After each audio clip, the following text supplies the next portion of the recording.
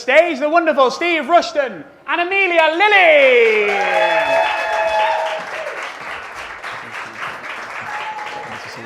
Come on in. Kicking off American Idiot. Tell us a bit about the show.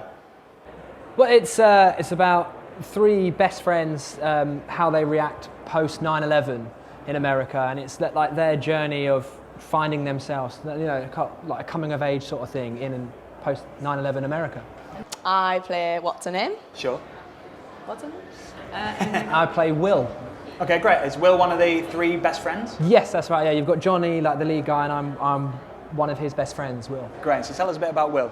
So Will is basically a stoner kind of guy who he's like in his little own world of just laziness, I guess. You know, not really motivated, and he gets excited about when Johnny decides, let's leave suburbia, where they're from, to go to the big city. He's excited to go with him. He's like, actually, let's have a change of scenery. But his girlfriend falls pregnant, Heather, and so he decides to stay in suburbia. And he's a bit sad because his two mates have gone off into the big glitz and glams of the city, and he's back at home and just obviously continues his normal, non-motivational life. Okay, sure. And we meet what's her name in the big city, do we? Yeah, so I'm a city girl, and I'm a bit of a rebel, you know, and she sees Johnny playing guitar Johnny's the lead guy, and she likes him. She's like, I like what this guy's about, and she wants a little bit of him, really. Yeah, and you know, they have a really romantic relationship. You know, by this point, he's, you know, heavily addicted to drugs, and he tries to get her involved, but she's like not into that. And then eventually she does try it, but Johnny's got this alter ego, you know, and she just doesn't like that side of him, so she ends up leaving him. So some pretty dramatic stuff then through the whole thing. Yeah. That sounded like you're having an argument with yourself there. She was livid with herself. Yeah, I mean, it's full on. Like certain scenes, like we're just in rehearsals at the minute, and certain scenes for me, it's emotionally draining. Like it really is. I'm rehearsing it every day. Is that quite a challenge? Yeah, absolutely. Like it's very full on. I'm sure Steve will agree. You know, it's very full on, and it's also finding your character as well, and almost like going really into detail, like what was their background like, and you know, like you have to go like right into it to like figure out your character. And I think we've got some footage from rehearsals as well, haven't we? Some photos. Man. Have you seen these before? Wow, moody. There's Aaron. He's my show lover.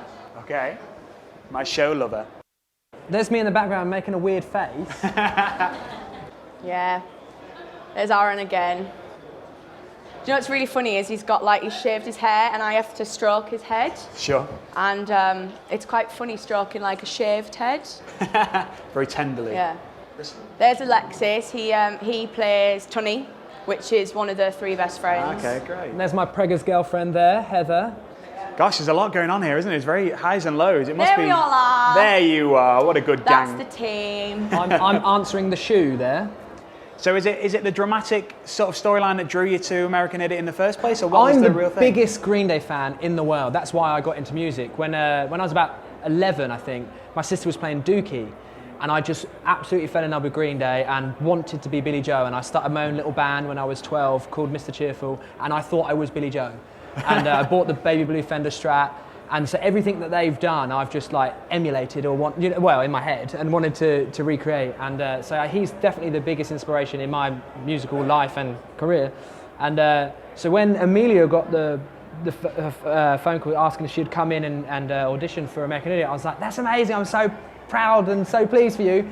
Can I have a go as well? Proud and pleased and very jealous. It was mental, like, because I was in Joseph at the time on tour, and I got called saying, oh, there's a new show coming to town called American Idiot by, you know, obviously from Green Day's album, and I was just like, oh my God, this sounds really exciting. Then I listened to the soundtrack and I was like, wow, this is really me.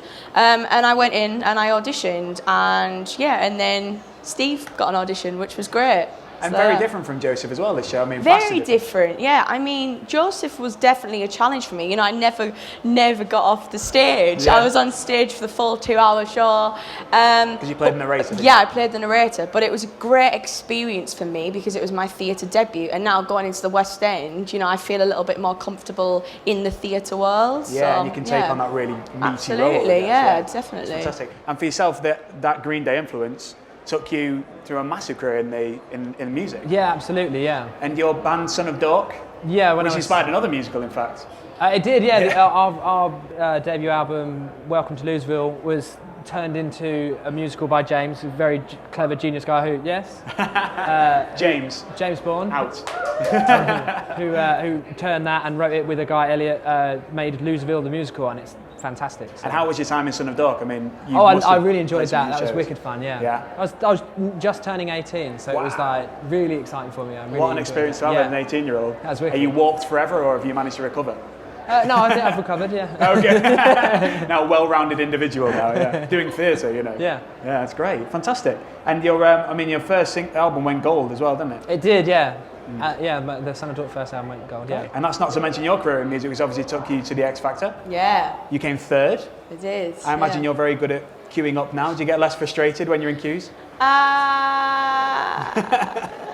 Yeah, I don't really understand what you're asking. Well, every time I watch X Factor, I think, wow, the queuing they go. You know, at the beginning when they're filming, everyone queuing. I'm like, hang on, right? Not many people know this about me. So I auditioned. exclusive here, guys. I exclusive. auditioned in Cardiff, like everybody else, and I got told no. I got sent away, so it was a no. I went home, had a KFC on the way home. You know, my dad was more bothered that I didn't get through. He actually cried. Sorry, Dad. So I got home, and a few weeks later, my dad was like, Amelia, there's an advert in the paper for the X Factor saying last chance to audition, send in a video of yourself. And I was like, no, Dad. I was like, they said no, they're not going to want me again. And I really wasn't bothered. I was the typical teenager that just couldn't be bothered to do anything. And literally, at this point, I'd started putting videos on of me singing on YouTube. So my brother and my dad had sent in a video of me singing Price Tag by Jessie J. And I got a phone call 2 days before my school prom saying, hi, this is Adam off the X Factor. Is Amelia there? And I went, who? Come again? And he said, basically 400 videos have been sent in and 75 have been selected and yours was one of them. So then I got called down to London 2 days later to perform in front of the producers and the director, and that was on the day of my school prom. And I still got home for my school prom on that day, guys. So that was my X Factor journey. I had quite a weird journey. Yeah, absolutely. I mean, and to finish third as you did, yeah. was a heck of a journey. I was chucked in, I was chucked out, Yeah. brought back in again, like a bloody yo-yo.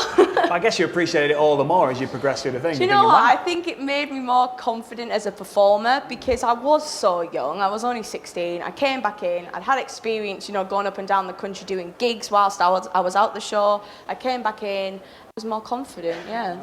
Steve, question to you: how are you getting on in rehearsals? Amazing, Yeah, really good. loving it. Raki, the director, also choreographer, is wicked fun to work with. She's really enthusiastic, and what's amazing about Raki and it makes it very easy. I've never acted before. I've never danced before, and I was very clear about the dancing thing in my audition for this. She can paint a picture very well. Like she can make you vision something very easily. Whether it's by giving an example of a movie and a scene from that, or just painting a picture, and so you totally understand what you're doing. And so she just makes our job easy. Yeah, and she's so great much to fun work with, and she's so excitable and quirky, even down to her fashion sense. She's just really quirky person, and she's quite refreshing to work with as well. Which is really nice for your West End debuts because you want that inspiration. And the cast are amazing. Yeah. Everyone involved. I know everyone's probably told to say that. We haven't been told to say that, but everyone is wicked fun. I feel very lucky to be part of it. Yeah, we are like a little family. Yeah. We've only known each other a few weeks, but I feel like I know so much about everyone already. But that's great, and we are a small cast, and you've got to stick together. So yeah. And I think you can you can see that when you guys perform on stage together, that the relationship is there, and that's what you want that in their show, don't you? Yeah. You want to see these relationships kind of have a sense of reality amongst them. It's really funny actually because we're in rehearsals at the moment, and you know, we're learning harmonies at the minute, and what we've just done there, we're singing totally different in the show. So we've had to really try and think about what we're doing this evening. Like, okay, we're not doing the harmonies for the actual show, we're doing the ones, you know, for tonight. So it was quite hard to remember them, but yeah, well, we got fantastic. there. Yeah, absolutely, you did, 100%. Fantastic. Well, listen, Wikipedia also tells me loads of things, but no, don't worry. I got all my information from Wikipedia. I find it's always true, so it's... Yeah, good. But so you did some work with Hannah Montana. I did, the movie. yes. Tell us about that. So, little son of daughter fact for you guys over there. I wrote a song called Game Over that was going to be for Son of Dork's second album, and there wasn't one. And should we go there? Do you want to? No, it's totally cool. It's totally cool. So I made a friend when I was out in LA who was a manager, and he was a friend with a publisher. I was like, oh, they're looking for songs for Hannah Montana the movie. So I was like, oh, I've got some stuff that like I've been working on that was that sort of guitar pop punk thing. So I sent over Game Over, the song that I'd written, and they went, great, we want it in the movie. Have you got anything else? And I wrote another song. It was a long process that I'm not going to get into. But so I managed to get 2 songs in that movie, and it was like, well, you've got 2 songs in the film. Do you want to be in the film as well? Visa dependent. And so I got a visa, and I got to be in the movie and hang out with Miley and become good friends with her and stuff. And just that was my Disney career. Just sort of. Wish I was friends with Miley. I know, don't we all? Friends with Miley. Did you just ring up for a chat with Miley? Not whenever? now. This is when she had long hair. Yeah. Her more innocent days. Yeah. Perhaps. Yeah, sure. And who did you play in the movie? Myself. I was just like a band member that played my 2 songs and then like performed with her in one of her songs. And do you know what's really cringe, right? I went to the cinema when I was 14 to watch Hannah Montana the movie, front row in the cinema. I was a massive fan.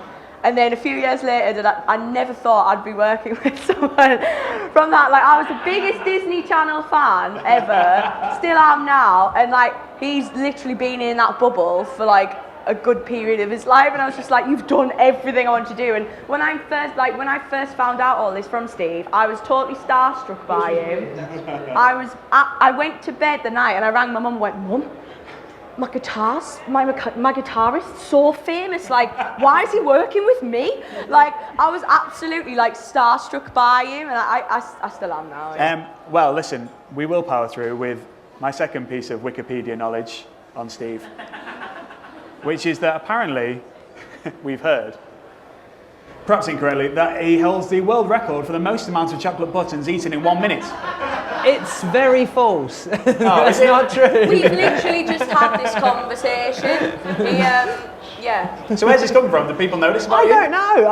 I think people can just write whatever they want on Wikipedia. Don't do it. Do it. And Fans, someone get on made it there, up. update it. Steve's best friend, David Hunter, always hanging out with him and Miley Cyrus. Who's quicker than Steve at eating buttons now? It's true. We could have had a button off here. Yeah. What a shame. This could have been the day we broke the record, the fictional record. I'm already unbuttoned. Fantastic. Well, let's get back to the musical, shall we? So very different musical, especially I think coming from Joseph. I mean, it's vastly different. I don't know if you know Joseph, but I mean, I'm sure you've heard of it one way or another. Very different musical, much darker, and the stuff you've described is incredibly dark. That must be so exciting for you, though. I mean, is that something you gravitate towards, that sort of high drama stuff? Do you know, it's really fun for me because I grew up at a dancing school and I always wanted to go into theatre. And for me, when I went in for the audition for this, Raki, the director and choreographer, said to me, I want you to sing this song for me as if you're being beaten up by your partner. Wow. And I sang to Stephen that day. I never knew him, and apparently when I left the room, Raki looked at Stephen and went, so how do you guys know each other? And Stephen was like, I've never met her before in my life. But do you know what? That was really fun for me because I've always wanted to get into acting. So this for me is actually a really big acting role. Like 1 minute I'm on a high and the next minute I'm crying, and it's like an emotional roller coaster. But it's great for me because it is a new, something new. Absolutely. So back to the songs of the show. Which are the ones you're most looking forward to tearing out every night? For me, Wake Me Up When September Ends. Yeah. I love how they've made a medley of Last of the American Girls and She's a Rebel. I think that's genius. I would say that's my favourite song. And I wasn't the biggest fan. I was a big fan of those songs. American Idiot's one of my favourite albums. Great concept album. But them two songs together, I just think so genius. I love it. I think it's done really well. Yeah. It's like Eleanor Rigby sort of like strings on it and stuff. It's really Yeah, I love 21 Guns. That's my favourite. I think that is like the biggest song of the show for me. I think that's a moment where everyone's just. It is the biggest song. Yeah. It is an emotional song as well, you know, especially there's loads of different scenes happening on stage. And then I cracked straight into Letter Bomb, which is, like I was saying today, I was rehearsing that one today, and it was a proper Powerpuff Girl moment. Well, I think and with this musical, I think that's quite a unique thing that, like, I mean, I can't really think of something of a heavier musical where you'll really get to rock out. Yeah. I mean, there's nothing polite about this musical, is there? No, it's almost like a concert, like not the first thought of it as a concert, but it is kind of a concert musical. Do you know what I mean? Rather than a musical, it's like a rock show. Yeah. You know, but there's a live band on stage that are gonna be loud as, you know, and it's gonna be epic. Like big, powerful vocals, powerful movements and scenes, and it's gonna be intense. Is there a big change from it? Because the album was a concept album, wasn't it? So the idea was there was a story through the album. Has it changed a lot becoming a show? I mean, you might. No, they've just added new songs. Like there's a new song called "When It's Time" that Billy Joe wrote about his wife when he was younger, and it was never recorded until for this show. So that's nice. That's in the show, and you've got. They put "Good Riddance, Time of Your Life" in that's like an encore song at the end, which is lyrically it's perfect to just like sign off, because like in the Broadway originally how they ended it was what's the last song? Is it what's her name? Homecoming. It just like the screen would come down. It was like where's like a little reflective moment, and that's that. And I'm really excited to be part of that. That's my favourite song in the world. That Time of Your Life. So it must be so nice to have a band that's influenced you so much. Yeah. I mean, for your journey to come full circle and be able to perform that stuff every night. I mean, they're super excited. What a privilege. Yeah, fantastic. Dream come true. Right, guys, I'm going to be coming to you guys very soon. Oh, the hands up already. Can I have a sign poster, please? It doesn't work like that. We'll come to you any moment. So, but first of all, just do the plug. Tell us when's it on, where is it on, how can we come and see it, how can we book tickets, give us a spiel. Amelia. It starts from the 17th of July at the Arts Theatre in Leicester Square, and you can buy tickets AmericanIdiotWestEnd.com. Yeah. Fantastic. Great. Well, I think that's all my questions. I'm devastated about the chocolate button thing. That's really slow. Sorry. I mean, that was going to be a 20-minute segment. I've got all my buttons back there, but never mind. So here we are with our very first question of Q&A and the wonderful winner of a signed poster, no doubt. Fire away. What's your question for the lovely people? Okay, I have two questions, one for Steve and one for Amelia. You still only get one poster. That's okay. I'm a very curious person. Okay. The first one is, when I went to see Loserville the musical, and being like a massive Son of Dork fan, it was very weird to me because a lot of the lyrics had been changed. Did you have this experience, working on American Idiot? Like, did you think, oh, the lyrics have been changed for the situation? Or? I don't think there's any lyric changes other than, from what I've noticed, where he says the name Johnny instead of Jimmy, and it's just, I can't think of what that song is, but it's not a lyric change, it's just a name change, just to make it make more sense. So there hasn't been any changing. They changed loads in Loserville. And this one's for Amelia. Were you a Son of Dork fan? No. Oh my God. I'm going to be honest, I was too young. I was more into like the Jonas Brothers. Disney again. Here we go. Disney. I wasn't a Son of Dork fan, but if I had been older, I'm sorry. I'm going to be honest. I was younger. There's 7 years between me and Steve. So when I was probably too young at the time for. I think we're the same age. How old are you? I'm 20, turning 21. Yeah, I'm 20. So. When's your birthday? August. Oh, October. Do I get a poster for that? One poster for Steve. Wait. So, Steve very kindly changed the lyric during his song at West End Live, didn't you? And here, To bleep out an expletive. Yeah. Very kindly for your sensitive ears, everyone. Do we have any more questions in amongst the gang? Here's one. Can we get a microphone over to this lovely young lady? Which way are we going? With the fantastic jeggings on. Bravo. I'm a big fan of the American Idiot album. I remember when it first came out, I think that was probably the first punk rock album that I really liked, and that kind of opened doors for all the others. I just wondered, when you auditioned and you got your spot for the musical, did you have to like go back and watch all the videos, re-listen to the album again? Did you do a bit of research? I always listen to it and watch the videos anyway, so I didn't need to, but you did, didn't you? Definitely. Yeah, for me, I didn't really know much about the show, to be honest. Then I watched it, and I was like, am I doing the right thing? Because it was like some of the scenes are, you know, quite intense, and I wasn't an actress before I started this, so I was like, oh, will I be good enough? But like I said, when I did audition, Raki tested my abilities, and obviously, Stephen, obviously they were good. Otherwise, I probably wouldn't have got the job. But now I'm in it. I love it, and I'm so bloody glad that I auditioned for it. That's fantastic. So it's just been nice for you, Steve, to just revisit that stuff. Yeah, absolutely. he was like comfortable from the start. He's like, I know what I'm doing. It must have been nice to go into the audition knowing every song as well. Yeah. From the day one. The harder thing is learning a harmony to something that you've sung one way. Yeah. And then to stop singing. Because you're not on that line. Oh, what? Yeah. I'll just sing them all. We could do a one-man American Idiot one day, perhaps. Just do it all. Fantastic. Any more questions out there? We do. Another Son of Dog fan is this? Fantastic. Steve, if you had to choose between Green Day or Elvis, who would you choose? 'Cause Oh, I know you're wow. a massive fan of both of them. Great question. That is a good question. It would be Green Day. Billy Joe is my idol. Elvis second. I would pick Green Day. That's a bit bad because his stepdad's an Elvis impersonator. But that's why I've still got Elvis there all the time, haven't I, around the corner? Yeah, that's true. Yeah, Green Day. So you have a lot of Elvis bashing around your house then, I'm guessing? I do, yeah. That's how I got into music originally. When my mum and my stepdad got together, he had a rock and roll band, and he goes out as an Elvis impersonator. So he taught me like blue suede shoes on guitar when I was like 8, and he used to get me up on stage and have a little jam with him. That was exceptional. That was really strong. I felt it sounded more like Kermit the Frog. It was a bit Kermit, yeah. Oh well. So I'll just ask again, do you genuinely get on when you're working together? Yeah. Wow, that was... And do you know what's funny? Like, everyone said to us, oh, you know, we weren't sure about working with a couple, you know, and then everyone said, like, obviously because of arguments, and everyone said to us, God, you two are so laid We back. don't argue.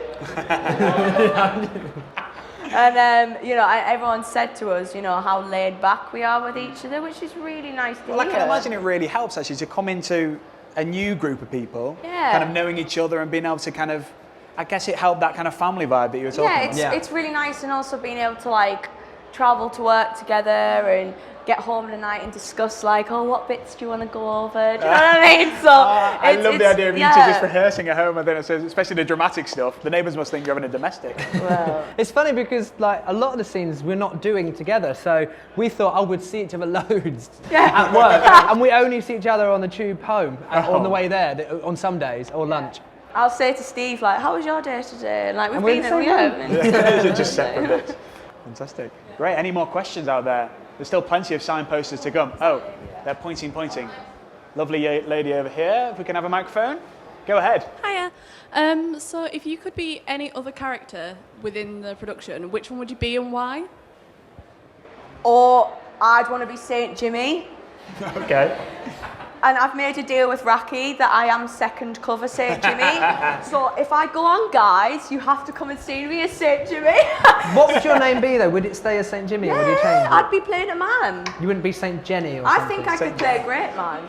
Saint Jimmy is Johnny's alter ego, and he's the guy that influences him to taking drugs. He is the rock god, and Billy Joe Armstrong played Saint Jimmy on Broadway. So that's So who I play. I've made a deal Saint with Jimmy Raki. and Johnny played by different people. Yeah. Yes. Okay, fantastic. Yeah. And he's the kind of really dark one, is he? The Yeah, rock really, star, he is yeah. the rock star. So yeah, if I ever go on, guys, I'll let you know. We'll send out a tweet. You'll be there.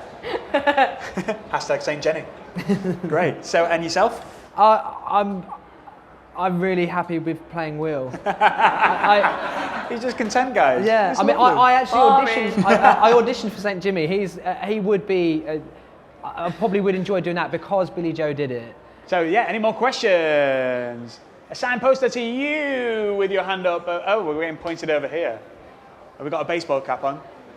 So yeah, I was wondering, what was your first thought when you entered the stage of West End Live? Because you had so much fun that I really got really enthusiastic by your performance. So what was going through your minds?